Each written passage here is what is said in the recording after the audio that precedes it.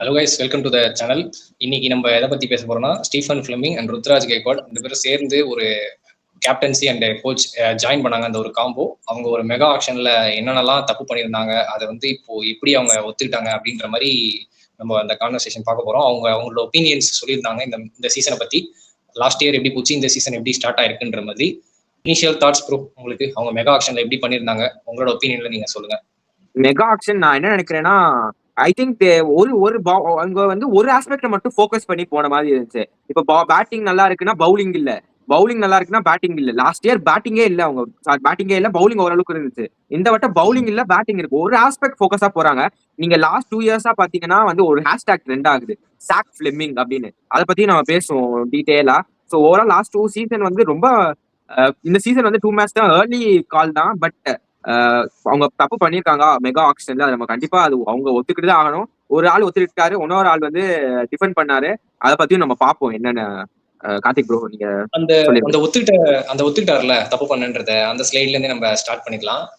நம்மளோட சிஎஸ்கே கிப்பர் வந்து அவரோட ஒரு ஒப்பீனியன் சொல்லியிருக்காரு. போன வருஷம் வந்து நாங்க பெஸ்ட் ஸ்குவாட் எடுக்கலன்னு அவரே ஒத்துக்கிட்டாரு. எனக்கு அதுவே ஒரு பெரிய ஒரு இதுவா இருந்துச்சு. அவரோட கேப்டன்சி எல்லாம் விட்டுருங்க, அதாவது அதர் சைடு அட்லீஸ்ட் அந்த தப்பை ஒத்துக்கிட்டாருல இவராச்சு. ஓகே, நாங்க பெஸ்ட் ஸ்குவாட் எடுக்கலதான் அப்படின்றத ஒத்துக்கிட்டாரு. ஃபர்ஸ்ட் மெகா ஆக்ஷன்ல கொஞ்சம் பிளேஸ் மிஸ் பண்ணிருக்கேன் அந்த மாதிரி சொல்லியிருந்தாரு. இதெல்லாமே ஒரு லேர்னிங் ப்ராசஸ்னு ஒரு அழுத்தியும் சொல்லியிருந்தாரு.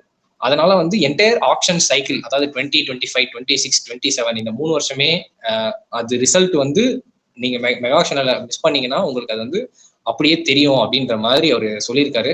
ஸோ உங்களோட தாட்ஸ் ப்ரூ, அவரோட ஒப்பீனியன் அபவுட் ஸ்கிப்பர். பட் அவர் ஒத்துக்கிட்டதை நான் இது பண்றேன். ஒரு கேப்டனா அது வந்து ஒரு சொல்றது யாரும் மோஸ்ட்லி அதை பண்ண மாட்டாங்க. நம்ம தப்பு பண்றதை ஒத்துக்க பேக் பண்ண பார்ப்பாங்க. பட் அதாவது ஒரே டீம்ல கேப்டன் வந்து he's just accepting the mistake. ஒரு பக்கம் வந்து கோச், ஓல்ட் ஸ்கூல் கோச் அவரு. ஸோ வேலை வேற இல்ல சார். நம்ம அவரை பத்தியும் பேசணும். பிகாஸ் வந்து அவர் ஒன்னும் ஆதி காலத்துல இருக்காரு. அவரை பத்தி பேசுவோம். ருத்ராஜ் கெய்க்வாட் என்ன சொல்லியிருக்காருன்னா, மெகா ஆக்ஷன்ல நாங்க ஒழுங்கா பண்ணல அப்படின்னு ஒத்துக்கிட்டாரு. அதுவும் ஒண்ணுதான். ஒரு ஆஸ்பெக்டோட 3 ஸ்பின்னர்ஸோட போனாங்க. ஃபாஸ்ட் பவுலிங் லாஸ்ட் இயர் போட ஆள் இல்ல, அது அவங்க கண்டுபிடிக்க வேண்டியதா இருந்துச்சு. 3 ஸ்பின்னரோட போனாங்க. ஆஸ்னா பாவமான நொந்து போய் ரிட்டையர்மெண்டே கொடுத்துட்டு போயிட்டாரு. அவர் ஐ திங்க் நான் ஒரு ஷார்ட்ஸ் பார்த்தேன், அவர் போட்டிருந்தாரு சிஎஸ்கே நான் இப்படி இருக்கும்னு நினைச்சேன். பட் உள்ளுக்குள்ள வந்து ஒரு சந்தோஷம் இருக்கிற மாதிரி தான் தெரியுது. பட் எனக்கு எப்படின்னா, Ashwin is happy but we can not prove that. எனக்கு அது மாதிரி தான் இருந்துச்சு அவரு பேசினதை பார்த்தா. பட் இருக்கும்ல எல்லாத்துக்கும் அந்த இது. ஸோ அவர் வந்து லெகசி ஆஃப் சிஎஸ்கே பத்தி பேசிட்டு இருந்தாரு. கமெண்ட்ஸ்ல போய் பார்த்தா லாஸ்ட் இயர் நீங்க தான் அந்த லெகசியே கெடுத்து விட்டதுனாங்க. But it's unfair on him. ஏன்னா அவரை ப்ராப்பரா அவரை யூஸ் பண்ணல. கேப்டன்சி மிஸ்டேக் தான். ஸோ மெகா ஆக்ஷன்ல they have many options. Mega ஆக்ஷன்ல நீங்க எடுத்திருந்தா நிறைய கேஎல் ராகுல் இருந்தார் உங்களுக்கு. கேஎல் ராகுல் இருந்தா இந்த நேரம் சஞ்சு சாம்சனுக்கு இங்க இடமே இல்லை இங்க. So things would have change either way. KL ராகுல் வந்திருந்தா நிறைய ஆப்ஷன்ஸ் இருந்தாங்க உங்களுக்கு. நீங்க மிஸ் பண்ணிட்டீங்க கண்டிப்பா.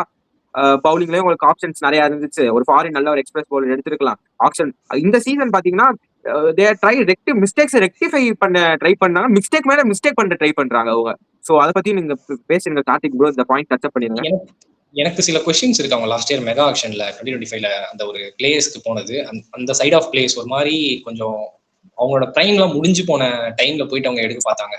ஸ்டில் 2018 நீங்க சொன்னீங்களா ஓல்டு ஸ்கூல்ன்ட்டு, ஃபிளமிங் தான் எனக்கு தெரிஞ்சு தீபக் கூட ராகுல் திரிபாதி மாதிரி ஒரு ஃபினிஷ்டு பேட்ஸ்மேன்ஸை எடுக்கிற ஒரு மோட்டிவேஷன் அவரு தான் கொடுத்துருப்பாருன்னு நினைக்கிறேன் ருத்ராஜுக்கு. ஏன்னா எதர் ஒருத்தரை பிக் பண்ணா ஓகே, 2 பேர் பிக் பண்ணீங்கன்னா அது ரொம்ப பெரிய பிளண்டர் ஆயிடும். ஸோ அதை பத்தி சொல்லிருங்க. இன்னொரு ஒரு கொஸ்டின் என்னன்னா, எனக்கு ஒரு டவுட், நான் உங்ககிட்ட நிறைய வீடியோஸ் சொல்லியிருப்பேன். ஃபாரின் ஸ்பின்னருக்கு எப்போ போனாங்களோ அப்பயே வந்து அவங்க வந்து காம்பினேஷன் ஃபுல்லா கொலாப்ஸ் ஆகுது பாத்தீங்கன்னா. ஏன்னா அவங்களால நல்ல ஓப்பனிங் பேட்ஸ்மேன் எடுக்க முடியல. நீங்க சொன்ன மாதிரி கேஎல் ராகுல் நான் சொல்றேன், லக்கு கொஞ்சம் தேவை. பட் அந்த ஆக்ஷன்ல லக்கு சிஎஸ்கே இல்லை. ஏன்னா 14 crores நினைக்கிறேன். I think 14 crores CSK last பண்ணாங்க. லாஸ்ட் பிட் இன்னொரு ஒரு பிளேயருக்கு போனாங்க, யாருன்னு தெரியல, லிவிங்ஸ்டனா ஸ்டாய்னிஸா தெரியல. அவங்களுக்கு 2 பேருக்கு போனாங்க. லிவிங்ஸ்டன், ஸ்டாய்னிஸ், மேக்ஸ்வெல் 3 பேருக்கும் போனாங்க. லாஸ்ட் பிட்ல தோத்தது வந்து அவங்கதான். கொஞ்சம் லக்கும் இல்லைன்னு நான் சொல்லுவேன், புவர் பிளானிங்கும் சொல்லுவேன். ரெண்டுமே இருந்தது. ஏன்னா லக்கு ரிஸ்க் ரெண்டுமே ஒரே நண்ப மாதிரி. இப்படி திரும்பினா அப்படி திரும்பினா இவர் அந்த மாதிரி. அது கொஞ்சம் இல்லை மெகா ஆக்ஷன்ல அவங்களுக்கு இல்லை. பிளஸ் நீங்க சொன்ன மாதிரி அந்த 10 கோடி நூர் அகமது தான் எனக்கு தெரிஞ்சு பெரிய பிளண்டரா நான் பார்ப்பேன். அங்க நீங்க போனதுக்கு கம்முன்னு ராகுல் சகரோ, ஸ்ரேயஸ் கோபால் யாரையோ ஒருத்தர் எடுத்து போட்டு நீ தானே ஸ்பின்னர் அப்படின்ட்டு போய் எடுத்துட்டு இன்னொரு சப்போர்ட் ஸ்பின்னர் வேணா நீங்க ஃபாரினர் ஸ்பின்னர் யாராவது 2 கோடிக்கு 1 கோடிக்கு எடுத்துட்டு நூர் அகமது கொடுத்த அந்த 8 கோடியை நீங்க வந்து KL ராகுலுக்கு ஒரு 1/2 கோடி போட்டிருந்தா கூட இன்னைக்கு நம்மளுக்கு ஒரு நல்ல ஓப்பனிங் பேட்ஸ்மேன் சாலிடா வந்திருப்பாங்க. சோ அந்த லக்கு தான் சிஎஸ்கே மிஸ்ஸிங். அதை பத்தி என்ன நினைக்கிறீங்க? இதை பத்தி சொல்லிருங்க உங்க ஒப்பீனியன். எஸ், அக்ரி பண்ணி தான் ஆகணும். இந்த ஃபிளெமிங் வந்து அவரோட தாட்ஸ் நிறைய இருக்கும் டு ருத்துராஜ். அவர் கண்டிப்பா சொல்லியிருப்பாரு டு பிக் ராகுல் திரிபாதி, தீபக் கூட பார்த்த பெரிய நல்ல ஸ்கூட்டர் ஓட்டினாங்க. நம்ம ஸ்கூட்டர் ஜாதவ் கேள்விப்பட்டிருப்போம். அவர் கூட பரவாயில்ல இவங்க எல்லாம் அந்த சீசன் ஆடும் போது.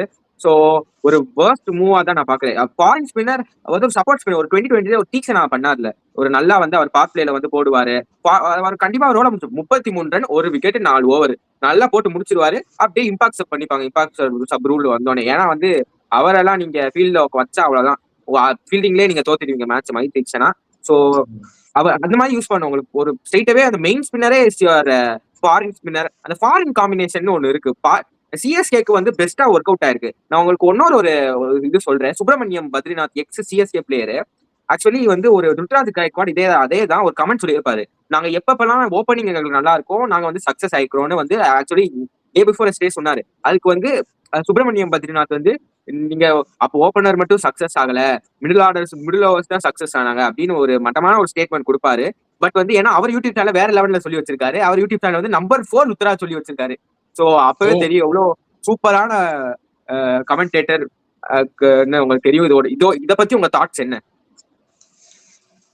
பத்ரி சொல்லலாம், பட் அவரு ஓப்பனிங் அவர் நம்பர் 4 சொல்றாரு ருத்ராஜ் கைக்வாட். எனக்கு ஸ்டில் சிஎஸ்கேக்கு ஒரு டிராவிஸ் ஹெட் மாதிரி ஒரு ஓப்பனர் இல்ல, ஒரு இந்தியன் ஓப்பனர் இப்பதான் கிடைச்சிருக்காரு ஆயுஷ் மாத்ரி. டிராவிஸ் ஹெட் மாதிரி ஒரு ஓப்பனர் கிடையாது, ஃபில் சால்ட் மாதிரி உங்களுக்கு ஒரு டேஷிங் ஓப்பனர் கிடையாது, ஃபின் ஆலன் மாதிரி ஒரு எக்ஸ்ப்ளோசிவான பிளேயர் கிடையாது.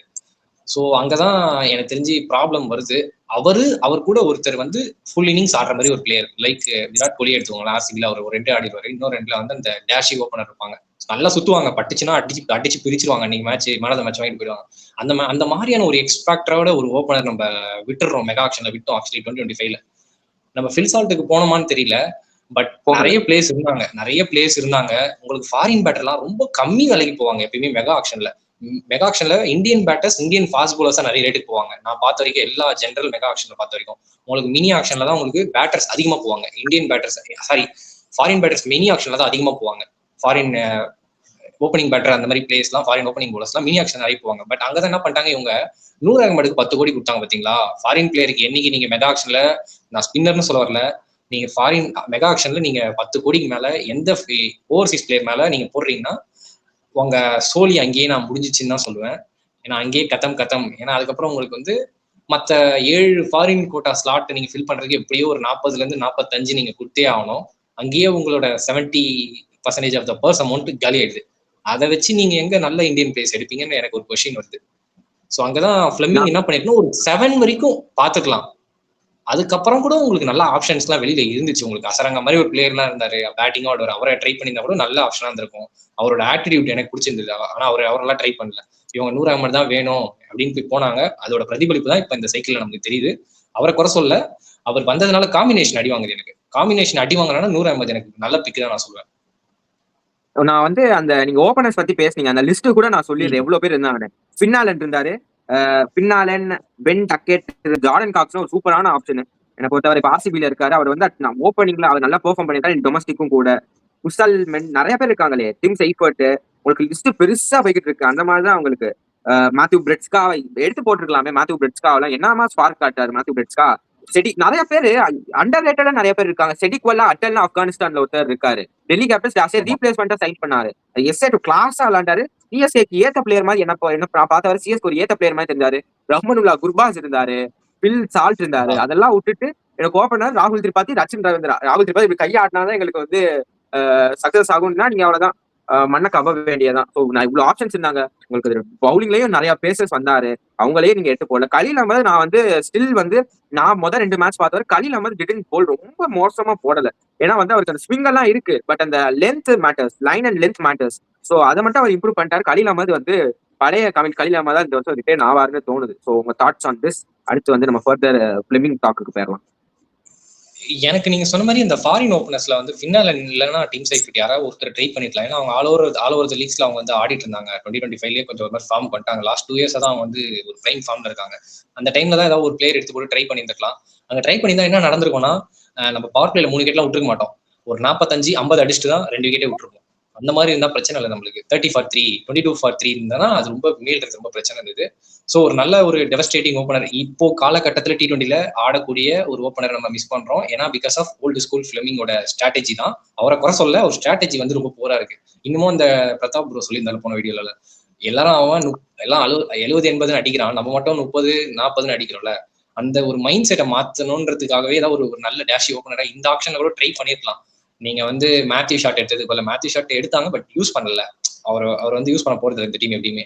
அவரோட ஸ்லாட்டிங்ல உங்களுக்கு ஃபின்னாலன் டீம் சைஃபர்ட்லாம் 2 கோடி நினைக்கிறேன். ஐ திங்க்ல கேகே 2 கோடி எடுத்தாங்க. பேஸ்லாம் எடுத்தாங்க. நீங்க டிம் சைஃபர்ட்டை எடுத்திருந்தா at 4 ஆடி இருக்காரு. நியூசிலாந்துல at 4 ஆடுறாரு, ஓப்பனிங் இறங்குறாரு, 3 ஆடுவாரு, 4 ஆடுவாரு. சோ அத நீங்க அத கூட இது பண்ணிக்கலாம். Versatile player. நீங்க வந்து சஞ்சு 3 ஸ்லாட்டின் 3ல 4 கூட ஸ்லாட்டின் பண்ணிக்கலாம். அவர் ஸ்ட்ரெயிட்டாவே மிடில் ஆர்டர் கூட ஆட வைக்கலாம். அவரும் வெர்சடைல் பிளேயர் தான். பட் அந்த மெகா ஆக்ஷன்ல அந்த தப்பு பண்ணாங்க. ருத்ராஜ் ஒத்துக்கிட்டாரு.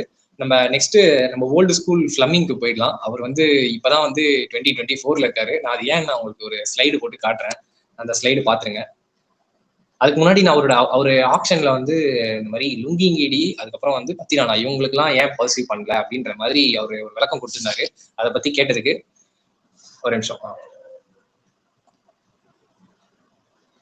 ஓகே. இந்த இதுதான்.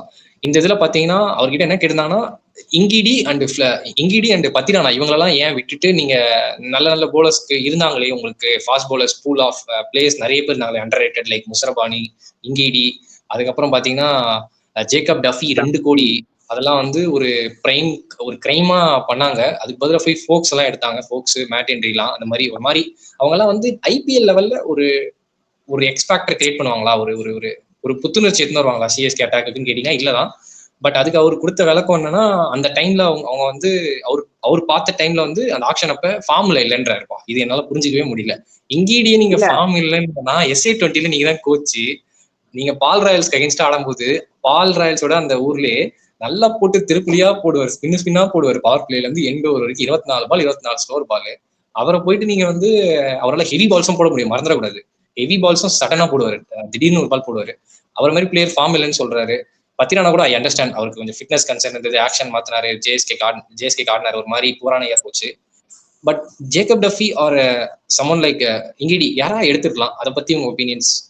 எனக்கு இன்னொரு ஒரு இது, ஃபார்ம் பேசிஸ் தான் நீங்க போறீங்க. நீங்க ஆல்ரெடி நீங்க இப்ப சொல்லிட்டீங்க, ஓப்பனா அனௌன்ஸ் பண்ணீங்க நாங்க ஃபார்ம் பேசிஸ் நாங்க பாக்குறோம்னு. அப்ப ஏன் திரிபாத்தி, ஸ்கூட்டர் திரிபாத்தி எல்லாம் மெகா ஆக்ஷன் எது போனீங்க? நீங்க இப்ப ஒரு வார்த்தை கிளியரா சொல்லிட்டாரு, அவரு ஃபார்ம்ல இல்ல. மேபி இந்த ஆக்ஷன்ல சொல்லியிருந்தாலும் அது இது அதே மோட்டிவ் அதே ஸ்ட்ராட்டஜி லாஸ்ட் ஆக்ஷனுக்கும் கேரி பண்ணிருப்பாரு. ஏன்னா இந்த ஓவரால் இது ஒரு ஐடியா தான் குவன் பிளேமிங்.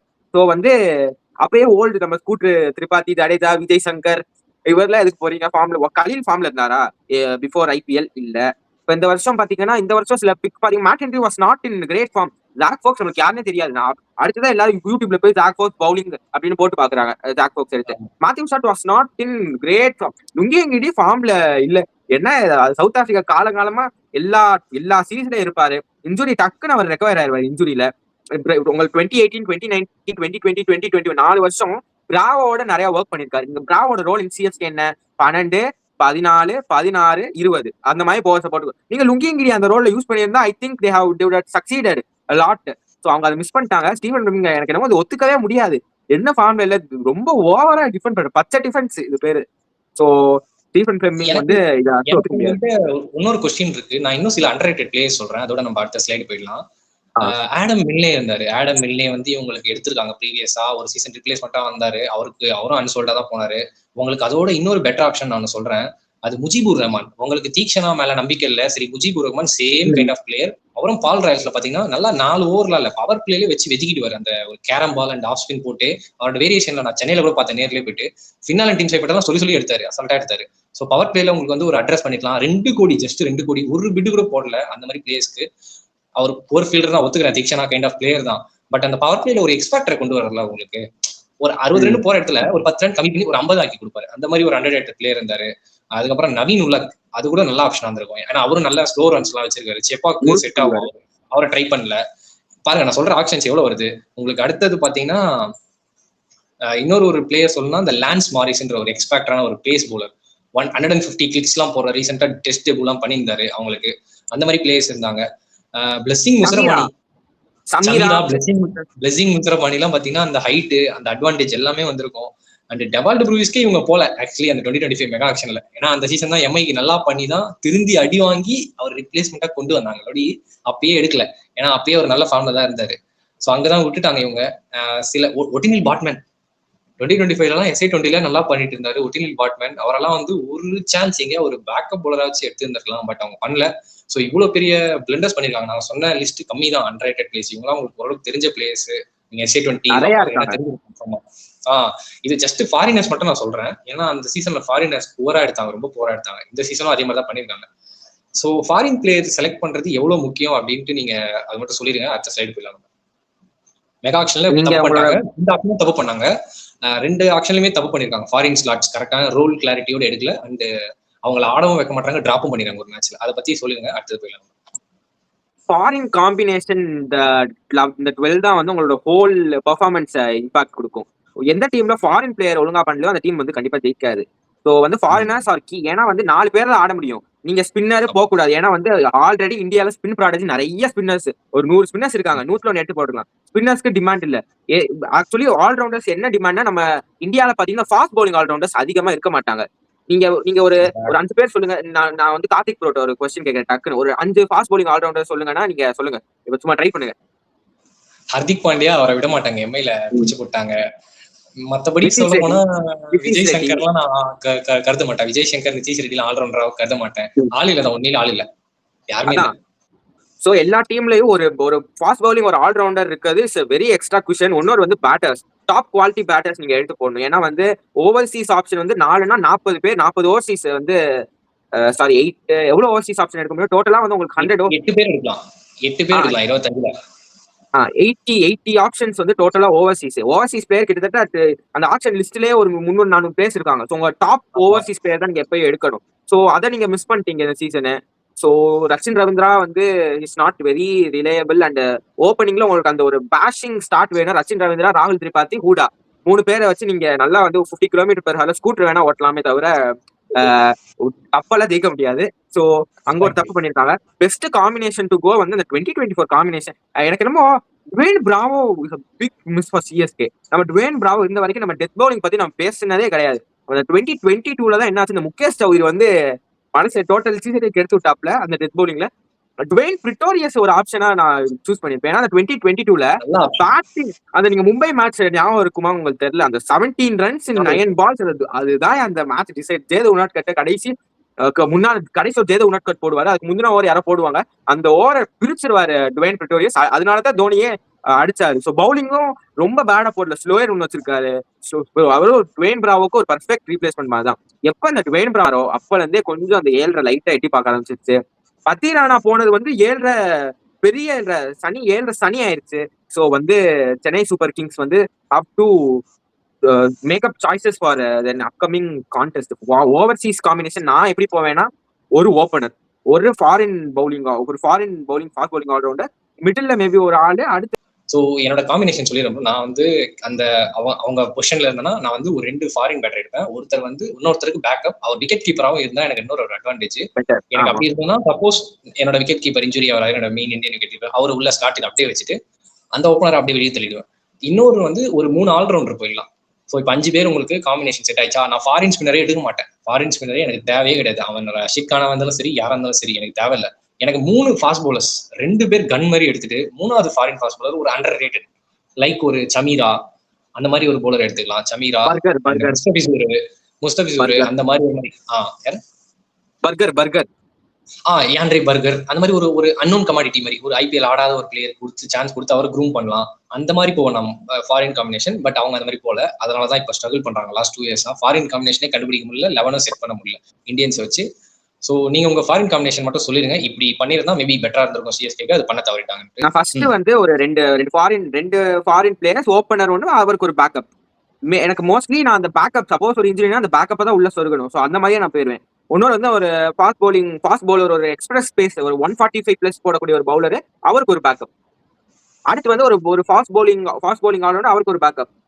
நான் என்ன பண்ணுவேன்னா, ஒரு மிடில் ஆர்டர் ஒரு பேட்ஸ்மேன் எடுத்து வச்சிருப்பேன், ஒரு ஸ்பின் பவுலிங் ஆல்ரவுண்டர் எடுத்தா எனக்கு ஒரு எக்ஸ்ட்ரா குஷனா இருக்கும். ஸோ நான் இப்படி இந்த காம்பினேஷனோட தான் போவேன். பட் அவங்க சென்னை சூப்பர் கிங்ஸ் அதை ஃபெயில் பண்ணியிருக்காங்க. ஸோ ஓவரால் பெர்ஃபார்மன்ஸ் அது ஒரு இம்பாக்ட் நீங்க பாக்குறீங்க.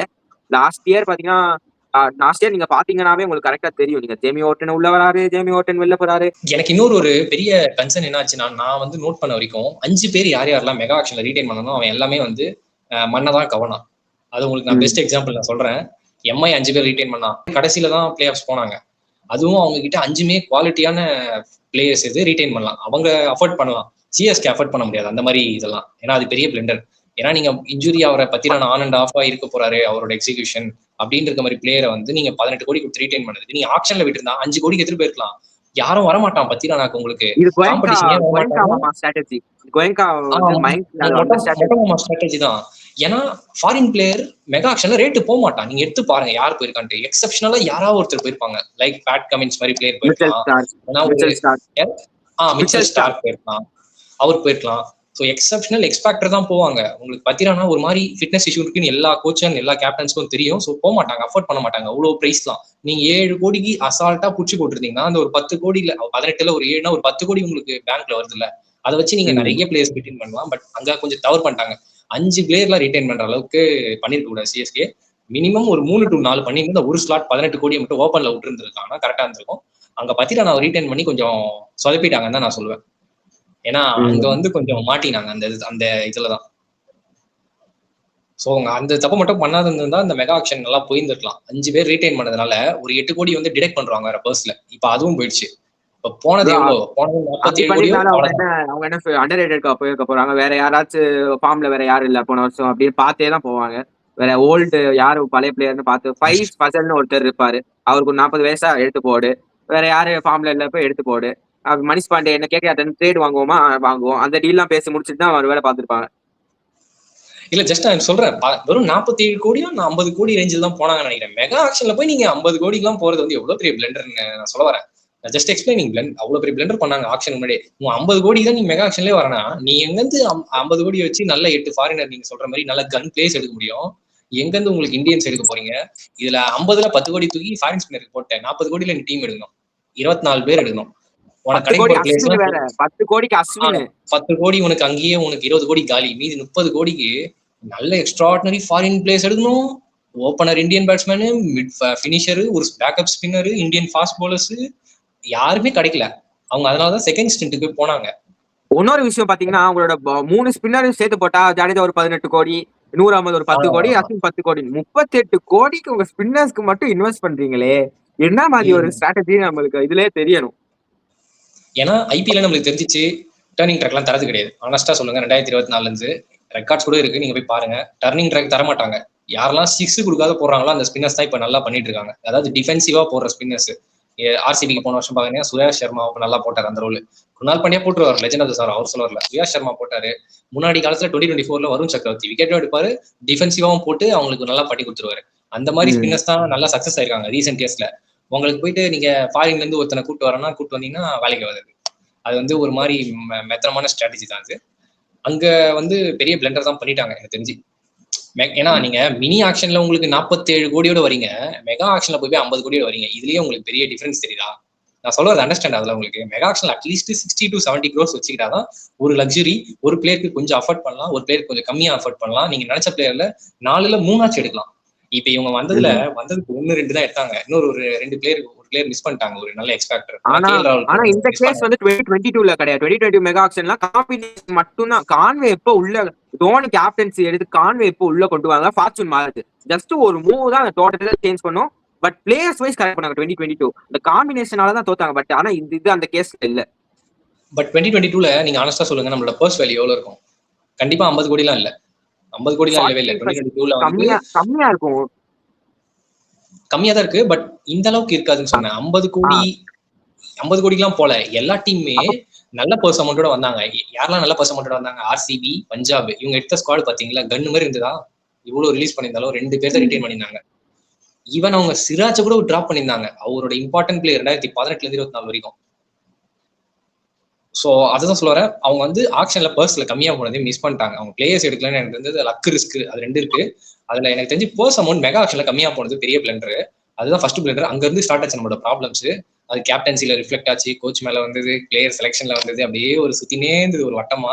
அது இப்ப எங்க வந்து நின்றுனா, இந்த வருஷமும் யங்ஸ்டர் எடுத்து போட்டு யங்ஸ்டருக்கு டைம் கொடுக்காத ஒரு மாதிரி அவங்கள ப்ரெஷர் போடுற சிச்சுவேஷன்ல நிறுத்திருக்கு. அந்த ஒரு தப்புனால சொல்லுவாங்கல்ல, ஒரு பிளண்டர் பண்ணனா அது வந்து பெரிய இடத்துல போய் நிக்கும்ட்டு. அது இதுதான். மெகா ஆக்ஷன்ல பர்ஸ் அமௌண்ட் கம்மியா போனாங்க. இப்ப கும்மாங்குத்து வாங்கிட்டு இருக்காங்க நம்ம பீடா பாஷையில சொல்லலாம். அவர் அப்பயே சொல்லியிருந்தாரு 5 பிளேயர் ரீடைன் பண்ணிருந்தது தப்புன்ட்டு. அது இப்போ ஆல்மோஸ்ட் கரெக்டா ஒரு ப்ரெடிக்ட் பண்ணியிருந்தாரு. I don't think there is a thing. ஃபினிஷர்னா என்ன அப்படி ஒரு இதுவே இல்ல அப்படின்றாரு. ஃபினிஷரே இல்லன்றாரு, அதாவது டேகே கிடையாதுன்றாரு. பட் அவருக்கு கொஞ்சம் யாரா விலக்கி விடுங்க. அவர் 2024 இருக்காரு இப்பதான். இன்னும் ஒரு அபிஷேக் சர்மா டிராவிஸ் ஹெட் காலத்துல இருக்காரு. அது முடிஞ்சு 2 வருஷம் ஆயிடுச்சு. இப்ப கேமே மாறிடுச்சு. சூரியவன்சி பிரியான்சாரி எல்லாம் பாருங்க யார் கூட எல்லாம் அடிக்கிறாங்க, பும்ரா கூட எல்லாம் அடிக்கிறாங்க, ஆர்ச்சர் கூட எல்லாம் அடிக்கிறாங்க, மார்டின் கூட எல்லாம் அடிக்கிறாங்க. அதுவே அவர் இன்னும் புரிஞ்சிக்கல. சோ அதனாலதான் சொல்ல வரேன், இவர் இன்னும் நீங்க சொன்ன ஓல்டு ஸ்கூல் கோச் இதுலயே தெரிஞ்சிடும். 240 அடிக்கணும்னா பால் 1ல இருந்தே போனோமா. அதான் சொன்னல நான் 2 வருஷம் பின்னாடி இருக்காருன்ட்டு. அது இதுதான். ஏன்னா அவர் வந்து இன்னும் 2024 தான் போய் பார்க்கணும் இப்பதான் ரீகலெக்ட் பண்றாரு. ஜஸ்ட் அவர் வந்து எப்படின்னா அந்த கோமாளி படத்துல இருந்து வெளியே வராரு இப்பதான். இது 1990 தானே, திடீர்னு 2016ன்றீங்க. அந்த மாதிரி அவர் இப்பதான் 2024 இருக்காரு. கோமால இருந்து முடிச்சிருக்காரு 2026. ஐயோ ஒன்னு எல்லாரும் 200 மேல அடிக்கிறீங்க. நாங்க ஸ்ட்ராட்டஜி 280 180 நாங்க அடிப்போம். இன்னும் எல்லாம் 240 அடிச்சு எங்களை அடிக்கூடாது பண்றீங்கன்ற மாதிரி முடிச்சிட்டு இருக்காரு இப்பதான். அவரோட மைண்ட் வைஸ் இப்படிதான் இருக்கு. எல்லாரும் 200 அடிக்கிறான், நம்மளால மட்டும் 200 அடிக்க முடியல அப்படின்னு இருக்கு அவருக்கு. நியூ மாடல் 2026 மாடல் ஸ்கூட்டர் ஓடுறா, அவர் 2016 மாடல் ஸ்கூட்டர் எடுத்து போடுறாரு. அவ்வளவுதான் வித்தியாசம். 2016 மாடல் ஃபிளமிங்க வந்து இதை வச்சு நீங்க வியூவர்ஸ் நீங்க பாக்குறீங்கன்னா ரேட் பண்ணுங்க. ஃபிளமிங்கோட இந்த பிளண்டர்ஸ் எல்லாம் எந்த அளவுக்கு ரேட் பண்ணுங்க. அவரை வச்சுக்கணுமா இல்ல வேணாமா, இல்ல அவர் மாத்தினா நம்மளோட பேட்டிங் அப்ரோச் மாறுமா, இல்ல செலக்ஷன் எல்லாம் கொஞ்சம் மாறுமான்ட்டு நீங்க சொல்லுங்க. உங்க ஃபைனல் தாட் சொல்லி முடிச்சிருங்க ப்ரோ. ஒரு பிளண்டர் இவ்வளவு பெருசானதுக்கு பத்தி சொல்லிட்டு சென்னை சூப்பர் கிங்ஸோட wrong strategy, wrong approach, wrong call, wrong intuition. Gujarat was not interested for captaincy earlier. But வந்து வேற ஆளே இல்லைன்னா மாதிரி அவங்களுக்கு வேற ஆப்ஷனே அப்போ இல்ல கேப்டன்சி போக. அந்த தோனில இருந்து அவங்க வெளில வரணும். ஸோ அதனால ருத்ராஜ் கையில கொடுத்தாங்க. 2024 நம்ம குறை சொல்ல முடியாது. ஓகே, ஒரு 5th பிளேஸ்ல முடிச்சாங்க அந்த ராயல் சேலஞ்சர்ஸ் பெங்களூரோட மார்வலஸ் கம்பேக் அந்த சீசனு. ஸோ ஓவரால் பாத்தீங்கன்னா Dhoni inputs, Dhoni approach explain பண்ணணும் ருத்ராஜ் கேக்வாட் ஆக்ஷனுக்கு எப்படி அவர் இது பண்ணுவாரு அப்படின்னு. ஸோ அது ஒண்ணு. சாக் ஃபிளெமிங் சாக் ஃபிளெமிங்னு ஒரு ஹேஷ்டேக் வந்து ஒரு பலகாலமா ட்ரெண்ட் ஆகிட்டே இருக்கு. பட் ஆனா ஃபிளெமிங் காதுக்கு அது போயிருக்குமா, காதுக்கு போனாலும் அவர் காது கேட்க மாதிரி தான் இருக்க போறாரு. ஸோ அது நம்ம எதுவும் பண்ண முடியாது ஃபிளெமிங்க. ஸோ ஃபிளெமிங் நான் உங்களுக்கு ஒரு கூகுள் த்ரோ பண்றேன். ஃபிளெமிங் நீங்க எந்த கோச் எதிர்பார்க்கீங்க ஃபிளெமிங் பிளேஸ்ல? மேபி ஒரு பாசிட்டிவ் மைண்ட் செட்டுக்காக நான் ஆஸ்திரேலியனா போயிருவேன். எனக்கு தெரிஞ்சு இந்த இங்கிலீஷ் கோச்சஸ்லாம் நான் எடுக்க மாட்டேன். ஜென்ரலா அவங்கலாம் வந்து செட் ஆகாது. ஃபுட்பாலும் சரி, நான் ஃபுட்பாலையும் பார்த்துருக்கேன். இங்கிலீஷ் கோச்சஸ்லாம் போவாரு. கிரிக்கெட்டுக்கும் நான் அதை சொல்லுவேன். இங்கிலீஷ் கோச்சஸ்லாம் போக மாட்டேன். போகலாம், நியூசிலாந்து கோச்சுக்கு போகலாம். பட் அக்ரெசிவ் மைண்ட் செட் இருக்க பேட்ஸ் மேக்கல மாதிரி ஆளுக்கு போனா கூட அட்லீஸ்ட் ஏதாவது கொஞ்சமாச்சு பவர் பிளே பேட்டிங்காச்சும் இம்ப்ரூவ் ஆகும் நம்மளுக்கு. நான் ஆஸ்திரேலியன் எக்ஸ்பெக்ட் பண்றேன். ஆஸ்திரேலியன்ஸ் ஆர் வெஸ்ட் இண்டீஸ்ல இருந்து யாராவது ஒருத்தர் போலான்ட்டு. நிறைய பேர் இருக்காங்க அங்கதான். எனக்கு தெரிஞ்சு வெஸ்ட் இண்டீஸ்லாம் ஆள் எக்கச்சக்கமா இருக்காங்க கோச். எனக்கு தெரிஞ்சு மைக்கஸியை கூட ஹெட் கோச் ஆக்கலாமே. நீங்க ஒரு ஆப்ஷன் தெரியுங்க, உங்க டீம்ல ரொம்ப வருஷமா உங்க கூட டிராவல் ஆகிறாரு, அவருக்கு எண்ட் டு எண்ட் தெரியும் இந்த டீமை பத்தி. ஆனா அவரை கோச் தருவாங்களா எனக்கு டவுட்டா இருக்கு. ரொம்ப நாளா பேட்டிங் கோச்சா வச்சிருக்காங்க, நானும் பாத்துட்டு இருக்கேன் அவரை. ஏன்னா அவர் எடுத்துட்டு வந்தா உங்களுக்கு கொஞ்சம் ஆஸ்திரேலியன் பிளேயர்ஸ் எல்லாம் உள்ளுக்குள்ள வருவாங்கன்னு தோணுது. எனக்கு தெரிஞ்சு இந்த fast bowlers, openers, middle order players எல்லாரும் வருவாங்க. அவங்க எல்லாருமே அந்த மஞ்ச சொக்கால இருந்து இந்த மஞ்ச சொக்கா கூட்டிட்டு வந்துருவாரு. அபிஷேக் நாயர் தான் ஹெட் கோச். சந்திரகாந்த் பண்டிட் அபிஷேக் நாயர் தான். சோ மேபி ட்ரை பண்ணலாம். இந்தியன்ஸ்க்கு போறதா இருந்தா நீங்க சந்திரகாந்த் பண்டிட், ஆஸ்திரேலியன்ஸ் இல்லைன்னா வெஸ்ட் இண்டீஸ்ல இருந்து யாரோ ஒருத்தர் போனா. சூப்பர் கிங்ஸ்க்கு ஒரு பிரச்சனை இருக்கு. சவுத் ஆப்பிரிக்கன் பிளேஸ்னா ரொம்ப பிடிக்கும். ஆல்பி மார்க்ல எங்கன்னா கோச்சா இருந்துருவான்னு எனக்கு ரொம்ப பயமா இருக்கு. ஏன்னா ஒரு அசிஸ்டன்ட் கோச்சா இருக்காரு. எங்க சிஎஸ்கேவோட பிளண்டர்ஸ் எல்லாமே கவர் பண்ணிருக்கோம்னு நினைக்கிறேன். இந்த இதுல உங்களுக்கு ஒரு நல்ல ஐடியா கிடைக்கும். சென்னை சூப்பர் கிங்ஸ் எங்க மிஸ் பண்ணாங்க, ஆக்ஷன்ல எந்த இடத்துல விட்டாங்க, பிளேயர் செலக்ஷனோட எனக்கு தெரிஞ்சு மெகா ஆக்ஷன்ல போய் ஒரு 50 கோடியோட வந்ததான் பெரிய பிளண்டர். மினி ஆக்ஷன் நீங்க வந்து ஒன்னும் சொல்ல முடியாது. அந்த அளவுக்கு உங்களுக்கு லிமிடெட் ஆப்ஷன் தான் இருக்குன்னு ருத்ராஜே சொன்னாரு. வேற ஆப்ஷன்ஸ் இல்லதான். ஆனா இருந்தது. அப்ப கூட நம்ம ஆளு கோச்சு டிஃபெண்ட் பண்ணாரு. நாங்க பார்க்கும்போது ஃபார்ம் இல்ல அப்படின்னாரு. ஓகே, இதெல்லாம் நீங்க உங்க கமெண்ட்ஸ்ல சொல்லுங்க. நீங்க ஒரு பேரை ஃபார்ம் வச்சு எடுப்பீங்களா, இல்லைன்னா அவரோட கிளாஸ் வச்சு எடுப்பீங்களான்ட்டு நீங்க சொல்லிருங்க ப்ரோ. அது மட்டும் கடைசியா ஃபார்ம் வச்சு எடுப்பீங்களா, நீங்க கிளாஸ் வச்சு எடுப்பீங்களா, ஒரு அந்த பிளேயரோட ஒரு பெடிகிரி கேலிபர் வச்சு எடுப்பீங்களா? இப்ப நீங்க ஃபிளமிங்கா இருந்தீங்கன்னா சொல்லுங்க. ஸோ வந்து நான் ஒரு எக்ஸ்டென்ட்டுக்கு ஃபார்ம் தான் என்னை பொறுத்தவரை முக்கியம். இப்போ பார்த்தீங்கன்னா வந்து ஃபார்ம் பேசிஸ்ல போறது நல்லது. கிளாஸும் இருக்கணும், ஃபார்மும் இருக்கணும். ஸோ ஃபார்ம் அதாவது ஒரு லெவலுக்கு நீங்க ஃபார்ம் பேசிஸ்ல போறது வந்து உங்களுக்கு ஒரு சேஃபர் ஆப்ஷன். டேலண்ட், கிளாஸ், அந்த பிளேயருக்கு ஃபார்ம் இருக்கிறது ரொம்ப நல்லது. ஏன்னா ஃபார்ம் தான் அந்த ஹோல் பர்ஃபார்மன்ஸே இது பண்ண போது. ஃபார்ம் பேசிஸ்ல போறது வந்து சேஃபர் சைட். அண்ட் ஃபிளமிங்கோட blunders and Chennai super kings ஆக்ஷன்ல எங்க விட்டாங்க, இந்த சைக்கிள் ஃபுல்லா எப்படி கஷ்டப்பட்டு இருக்காங்கன்னு பேசணும். ருத்ராஜ் வந்து ஒத்துக்கிட்டாரு. இந்த மாதிரி நாங்க ஸ்குவாட் எங்களுக்கு ஏற்ற மாதிரி இல்லை அப்படின்னு சொல்லியிருந்தாரு. இதெல்லாம் நீங்க கமெண்ட்ஸ்ல சொல்லுங்க. ஃபிளமிங்க்கு பதிலா இப்ப கோச்சா யாராவது வர போறாங்கன்னா எப்படி ஆப்வியஸ்லி மாத்தினாங்கன்னா இப்போ வரப்போற கோச்சோட நேம் எல்லாம் நீங்க சொல்லுங்க. ஸோ நாங்களும் தெரிஞ்சுக்கிறோம் வேற யார் யாரெல்லாம் ஆப்ஷன்ஸ் இருக்கா நாங்க சொன்னதுக்கு தவிர்த்து யாரெல்லாம் இருக்காங்க ஆப்ஷன்ஸ் தெரிஞ்சுக்கலாம்.